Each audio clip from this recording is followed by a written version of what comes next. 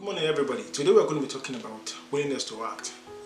Being a good Samaritan, how to react when you see an emergency. Sometimes people don't want to get involved in an emergency.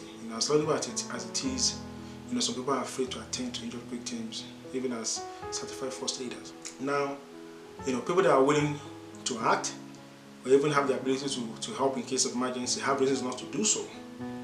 So now let's try to break down the reasons. There's a lot of reasons that could affect people from reacting when it's an emergency. The bystander effect. Now the other people are the same. It's easy to think that that people here they can help, and they might not need their help. That's a wrong assumption. Catching a disease is also one of those things that might hinder your ability to react. You'll be concerned that performing first aid will put you at risk of infection. But there are ways to reduce this risk. Simple, using gloves.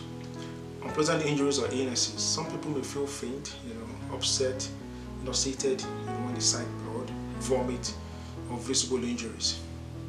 Now, doing something wrong or causing more harm, could also be a reason. You may be afraid that, I'm going to be sued if I make a mistake. Now, in Canada, there is a law that protects people. It's called the American Medical Aid Act.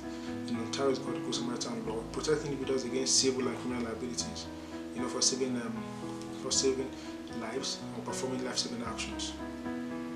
Now, while we anticipate that in Nigeria, the Good Samaritan Law will be enacted as soon as possible, very soon, it's important to note that being a certified first aider, is necessary to, in order to offer life-saving help to emergency victims present in Nigeria.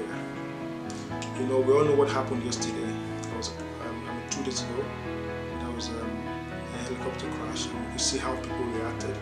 Even the rescue operatives, they were hindered because people don't know what to do.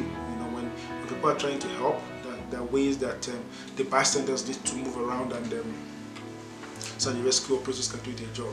Okay. Now that simple examples for being a good Samaritan, or even the good Samaritan scenarios, and this include helping someone who's experiencing chest pains.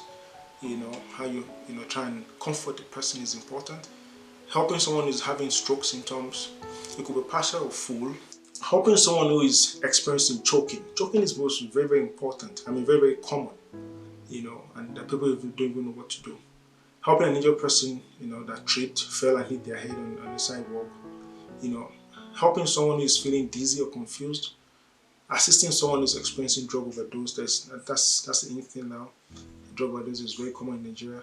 Assisting someone who is experiencing domestic violence, child abuse, and so on. Even assisting someone who is hyperventilating, like having asthma and stuff like that, having respiratory and breathing emergencies. Good Samaritan assistance can be as simple as providing a blanket, right? It can be as providing, making the call, even reassuring the victim that yes, everything will be okay.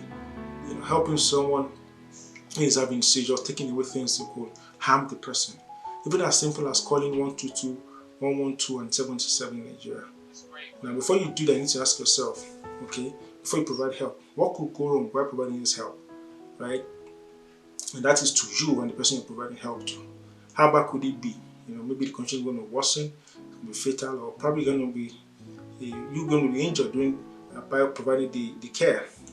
Has anything changed? The injured person, the environment where you're trying to help somebody, has it changed? So, I believe I've learned a thing or two on willingness to act and also being a good Samaritan. Remember, the immediate care we give to an injured person will determine the extent of recovery. Thank you and stay safe.